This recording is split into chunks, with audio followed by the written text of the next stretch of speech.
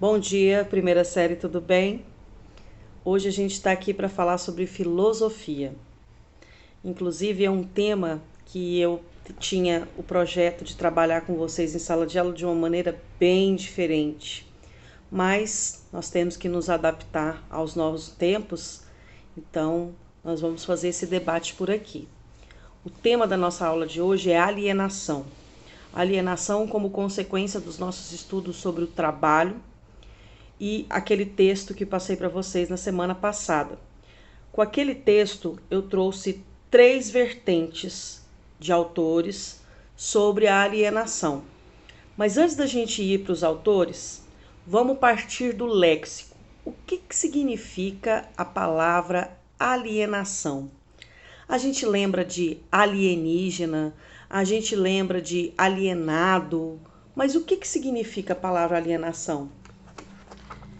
De acordo com o dicionário de filosofia básico do Hilton Japiaçu, alienação vem do latim alienatio, de alienare, transferir para outro, alucinar, perturbar. Estado do indivíduo que não mais se pertence, que não detém o controle de si mesmo ou que se vê privado de seus direitos fundamentais, passando a ser considerado uma coisa. Aí, a partir desse conceito, o que vai se ter é a perspectiva de alguns autores, de alguns pensadores, filósofos, sobre a alienação. No texto que eu passei para vocês, eu trouxe 3 autores.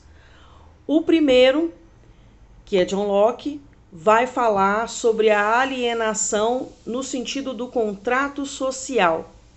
Você tem que entender o contexto histórico, que era um tempo onde as pessoas não tinham direitos individuais, nem a propriedade privada e muito menos direito político, porque a sociedade era dividida entre igreja, nobreza e o resto, e quem detinha todos os poderes era a igreja e a nobreza.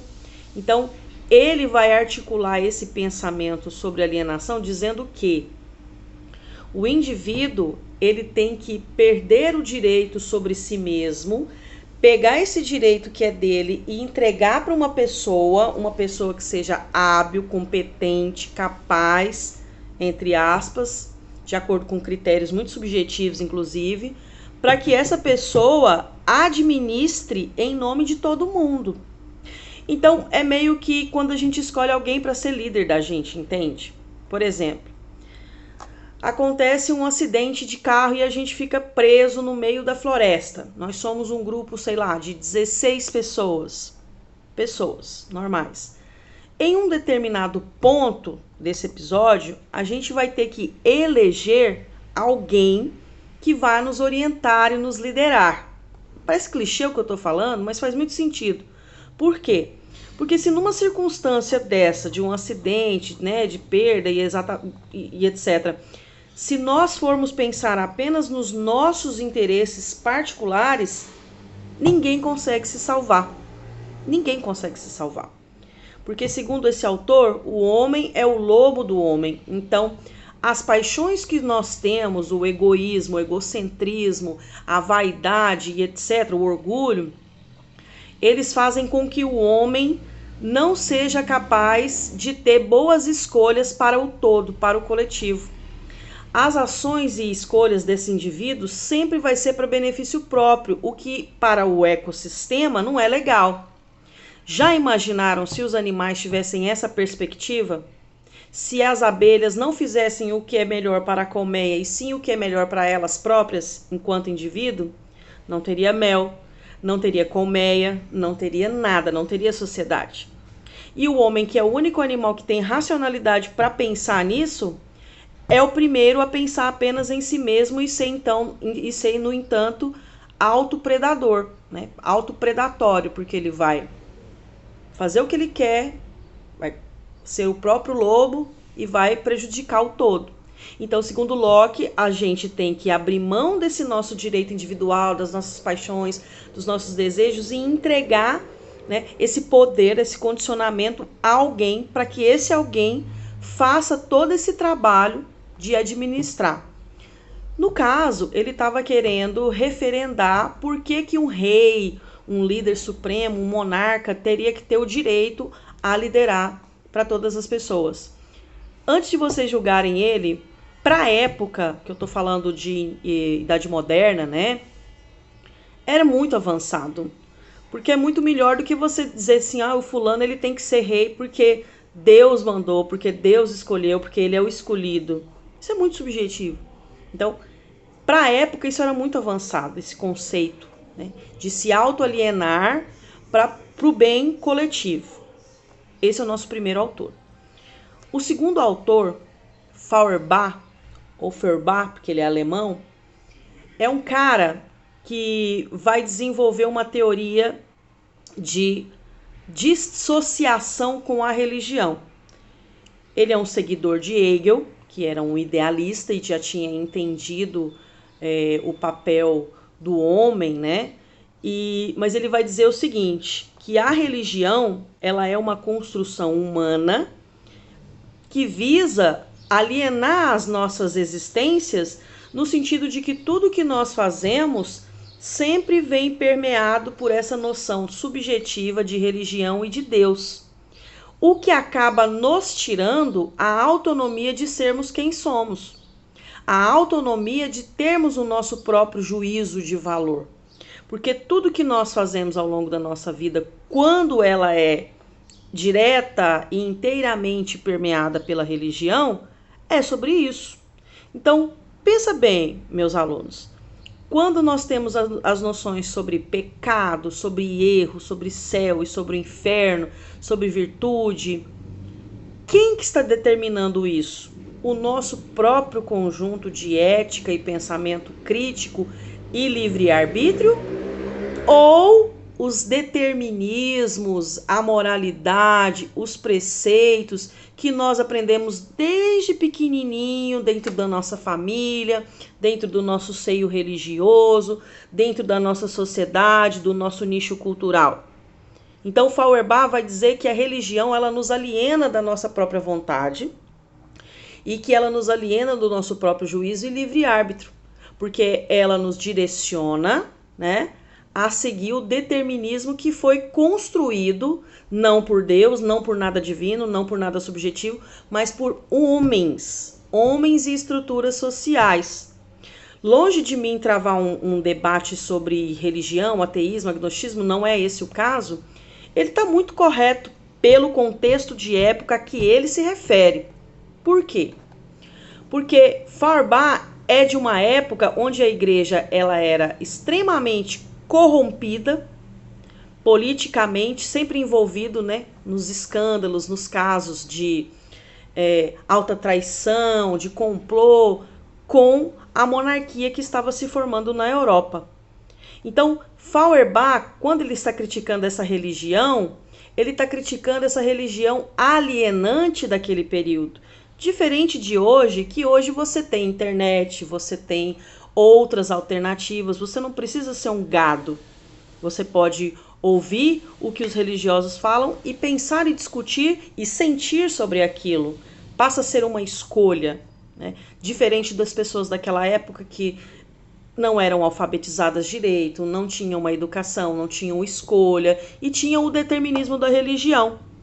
Então, nesse sentido, Feuerbach vai dizer que a alienação é quando nós damos o nosso livre-arbítrio para uma coisa subjetiva que ninguém vê, uma coisa abstrata como Deus, a religião, a igreja. E por último, e não menos importante, nós vamos ter um conceito de alienação em Karl Marx. O contexto que Karl Marx vai desenvolver esse seu conceito de alienação vai ser o mesmo ao qual a gente estava estudando anteriormente. Vai ser com relação ao trabalho.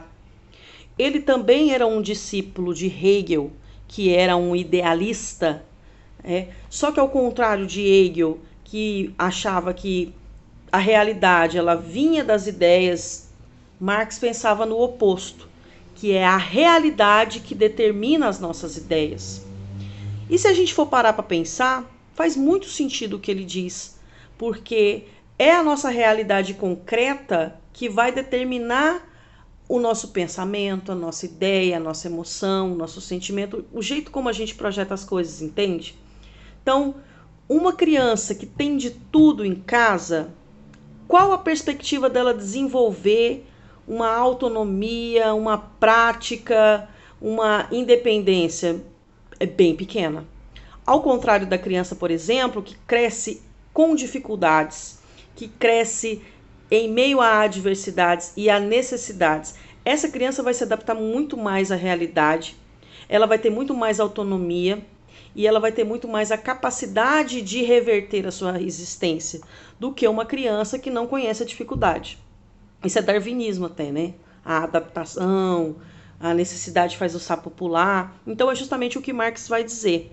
Agora, com relação à alienação, o conceito dele é um pouco mais complexo do que o de Feuerbach e do que o de Locke, que é o quê?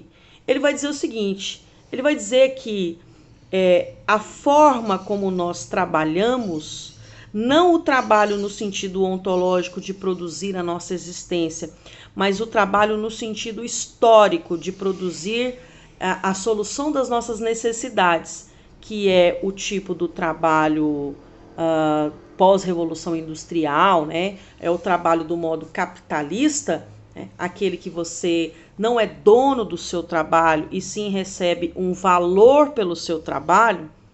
Esse vai ser um trabalho alienado, um trabalho de alienação. Vou voltar para você entender melhor. Na Idade Antiga, aliás, anterior à Idade Antiga, no Paleolítico, as pessoas trabalhavam para produzir a sua existência, para a sua própria manutenção. Então elas caçavam, elas pescavam, elas colhiam frutos.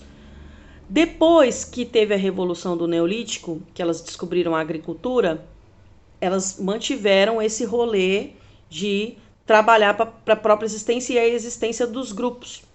Até que, em um determinado ponto da nossa história, houve uma divisão do trabalho. O que é essa divisão do trabalho?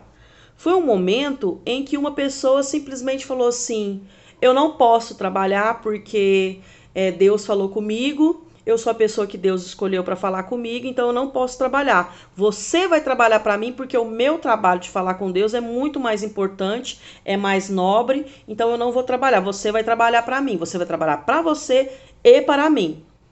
Ou, em um outro ponto da história também, um cara que é mais forte, que tem o desenvolvimento de técnicas e ferramentas e usa os metais para fazer armas, ele vai dizer assim, eu não vou trabalhar para minha própria existência, você vai trabalhar para mim porque eu sou forte, eu tenho a arma, e se você não trabalhar, eu mato você. Essa divisão de trabalho dividiu naquele momento o Homo faber do Homo sapiens. O que significa isso? O homem que trabalha e o homem que pensa. Quem pensa não trabalha e quem trabalha não pensa, o que é ridículo. Eu penso e eu trabalho. Eu tenho o Homo faber e o Homo sapiens dentro de mim. Todo mundo tem essa mesma capacidade. Até um cortador de cana pode ser um intelectual. E até um intelectual pode ser capaz de cortar uma cana. Então, quando esses homens são separados, e a sociedade vai dizer, essas pessoas trabalham, essas pessoas não trabalham. Essas pessoas não têm direito, essas pessoas têm direito. Essas pessoas são inferiores, essas pessoas são superiores, que nascem a divisão de classe social, é que acontece a alienação do trabalho. Só que Marx vai julgar não essa alienação da Idade Antiga e nem a alienação do trabalho escravo, por exemplo, que vai acontecer também na Idade Antiga, escravidão romana, escravidão grega, escravidão dos persas. E também não vai tratar da alienação, por exemplo, da Idade Média, do feudalismo, que era uma alienação que até faz sentido com Feuerbach, né, que tem a ver com a religião. Ele vai falar sobre a alienação moderna, a alienação resultante das relações de trabalho pós-revolução industrial, que, por exemplo, na Idade Média ou na Idade Antiga, o escravo trabalhava sem ganho algum. Ele trabalhava devido à obrigação que ele tinha para com o seu senhor, com o seu rei, etc. O feudal do mesmo jeito, as relações de segurança. Agora, nós, da Revolução Industrial para cá, a gente trabalha em troca de salário. Mas o que é o salário? Você acha que o salário é uma coisa justa? É uma coisa que é melhor que a escravidão ou melhor do que a servidão? Aí é que tá. A gente acredita que sim. A gente foi imbuído de pensar que sim. Só que ela é tão injusta quanto as outras formas de trabalho. Por quê? A minha mãe é costureira. Entretanto, a minha mãe não é dona do trabalho dela.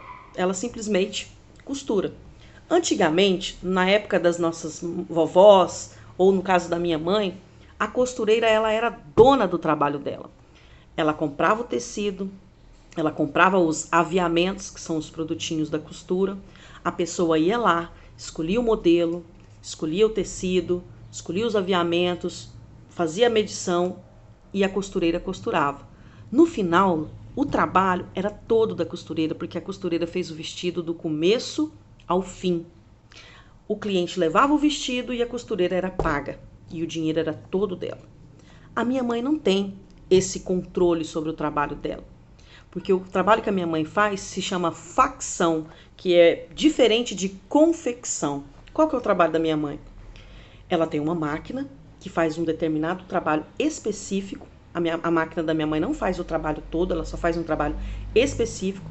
Então a minha mãe já recebe do cliente, dono dos meios, dono do tecido, dono do produto, ela já recebe esse produto, esse tecido cortado. Ele já foi cortado no molde, que já está estabelecido, e a minha mãe vai simplesmente fazer o fechamento desse vestido. Ela vai costurar esse vestido no molde que já veio determinado. Feito isso, ela simplesmente entrega e a pessoa leva para terminar a outra parte do serviço em outro lugar. Então ela não pôs um botão, ela não pôs um aviamento, ela simplesmente fechou o tecido nas costuras que eram determinadas. Ela é a dona do vestido? Não. Ela recebe um valor extremamente ínfimo, se você for pensar na totalidade do vestido, pela produtividade de costurar aquele vestido. Então, se um vestido no produto final, ele custa, sei lá, 90, 100 reais, ela vai ganhar cerca de 10% desse valor pelo trabalho que ela desempenhou, que também representa não sei quantos por cento, mas apenas um percentual daquela produção. Porque o vestido ele tem que ser cortado, costurado, alinhavado, feito os aviamentos, passado, dobrado. Então, é uma linha de produção.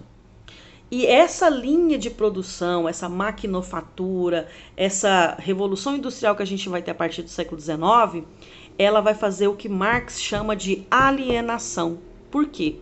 Porque ele tira o trabalho da costureira de fazer o trabalho todo, e ele compra os meios de se fabricar esse vestido e diz: fulana, agora você não vai mais fazer o vestido todo. Você vai fazer só uma parte do vestido, fulana vai fazer a outra, fulana vai fazer a outra, para a gente fazer muitos vestidos rapidamente, para poder vendê-los mais barato, com mais pressa e etc. Então, as costureiras passam a não ser mais as donas do vestido, e sim meras fabricantes de parcelas daquele processo de fabricação do vestido. Isso é muito triste, porque no final ela não tem mais a posse daquele produto que ela produz. Um exemplo clássico, para vocês entenderem, é quem trabalha numa linha de montagem de carro. Ele é dono daquele carro que ele está produzindo? Não é. Ele é o autor da produção daquele carro? Muito menos. Ele tem direito a comprar um carro pelo simples fato de ele estar ali na linha de produção daquele carro? Tampouco. Mas Carita, sua mãe ganha para fazer isso. Ela não é uma escrava, ela não é uma serva, ela não está fazendo isso por fidelidade ao patrão. Ela ganha. Sim, ela ganha. O que ela ganha se chama salário.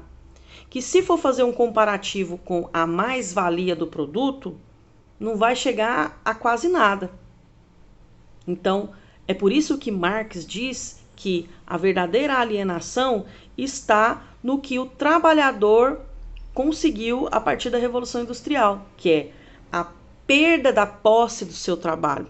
E isso é muito triste. É como uma empregada doméstica, por exemplo. Quando ela está cuidando de uma casa, ela não está cuidando de uma casa que é dela. Ela está cuidando de uma casa que é dos outros. E o usufruto dessa casa que ela está cuidando não é dela. Ela recebe um salário para fazer aquilo ali. Então Marx vai julgar extremamente essa questão da alienação do nosso trabalho, como ele é concebido hoje, mas principalmente como que a lógica da produção, do capital, do consumo, do mercado vai fazer com que a gente trabalhe rindo, feliz, satisfeito. Porque o escravo fazia seu trabalho escravo sabendo que não tinha condição de mudar. O servo do feudalismo fazia seu trabalho porque ele achava que Deus tinha mandado que fosse daquele jeito, então não podia mandar. Agora a gente faz o nosso trabalho sabendo que podia fazer muito melhor, ser muito melhor do que a gente faz, e a gente é condicionado ainda a agradecer, porque Deus ajuda quem cedo madruga. Ou seja, todo o contexto histórico que foi criado a partir da Revolução Industrial levou a nossa sociedade a achar que isso é normal e aceitar isso e ainda ficar feliz. Sabe como? A partir do processo de alienação nos outros setores da nossa vida, que é uma tarefinha que eu quero passar para vocês. A alienação na nossa sociedade. A gente vai ter o processo de alienação no consumo. Nós vamos consumir coisas das quais a gente não precisa, mas se a gente não consumir essas coisas, a máquina produtiva não funciona, então o nosso trabalho não faz sentido. A gente vai ter alienação na cultura e no lazer, então a gente vai consumir artes, músicas, danças, revistas, livros, que a gente acha que somos nós que escolhemos, mas que na verdade é a indústria de cultura de massa que produz e introjeta na gente esse desejo de consumir, né? Na propaganda, no Netflix, nas revistas, nas novelas, no Big Brother, né? E a gente também vai ter a educação de alienação. A gente vai para a escola, acha que está recebendo uma educação crítica, reflexiva, que está fazendo a gente se tornar pessoas melhores, quando na verdade a gente está igual robozinho, só com a boquinha aberta, recebendo tudo que cai, né, para a gente engolir como educação. Quantos de vocês gostariam de ter outros tipos de aulas diferentes na escola, coisas que vocês acham que tem mais sentido? Olha o presidente Bolsonaro ontem, quando ele acaba com o direito do historiador de ser um profissional. Ele veta, né, o projeto do historiador como profissional. Por quê? Porque o sistema não quer que a educação aconteça de modo a levar as pessoas a pensarem sobre a sua realidade. Pelo contrário, eles querem que a educação seja só para a pessoa ficar alienada em si mesma, pensando em coisas que não levem à reflexão mais profunda. O sistema do capital, o sistema de produção, esses que a gente vive, quer que nós consumamos as coisas como se não houvesse amanhã, que a gente compre mais sapatos do que precisa, mais roupas do que precisa, que a gente se maqueie mais do que precisa, que a gente tenha um cabelo que não é nosso, que a gente tenha uma pele que não é nossa, que a gente tenha um peso que não é nosso, que a gente tenha uma aparência que não é nossa, que faça as luzes, porque esse é o padrão.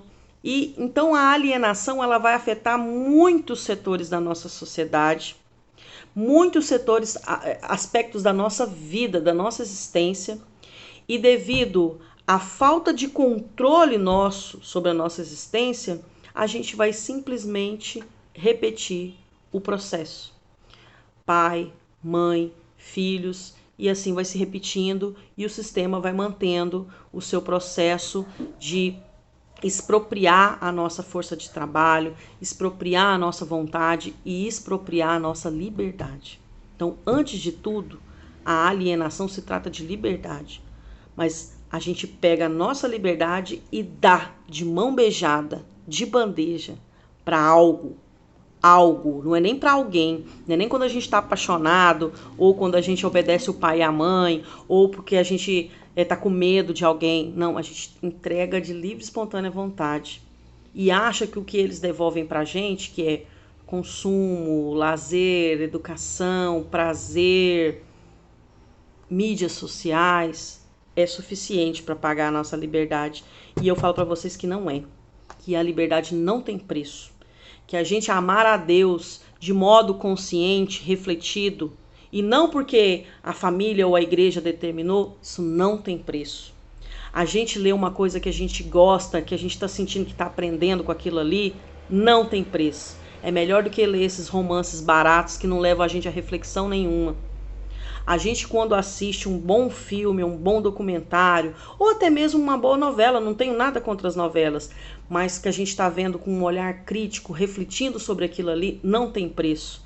É muito melhor do que você ficar assistindo bobagem na televisão simplesmente porque está famoso, porque está na moda. A gente se vestir da maneira que a gente gosta, que a gente se sente confortável, que a gente se sente bem, se sente feliz, não tem preço. Não tem nada a ver com você colocar uma calça que não valoriza seu corpo, ou um vestido que você claramente não fica bem nele, mas porque todo mundo está usando. A gente consumir coisas no supermercado, na farmácia, nas lojas, né, que realmente a gente precisa, que a gente acha que é fundamental, não tem preço do que a gente ser levado a consumir desenfreadamente, destruindo o meio ambiente, fazendo com que pessoas sejam escravizadas no mundo inteiro para que essa produção de produtos aconteça. Isso não é liberdade. Isso é uma escravidão pior do que a que os nossos antepassados se submetiam. Então, é por isso que a alienação ela é tão importante de entender. O seu trabalho é livre? O seu salário é justo? A sua vida é sua? As suas escolhas são suas? É isso que Marx traz para o nosso entendimento. Eu espero que vocês tenham entendido bem as 3 propostas dos 3 autores sobre alienação e na próxima aula a gente volta com mais coisas. Beijo, primeira série!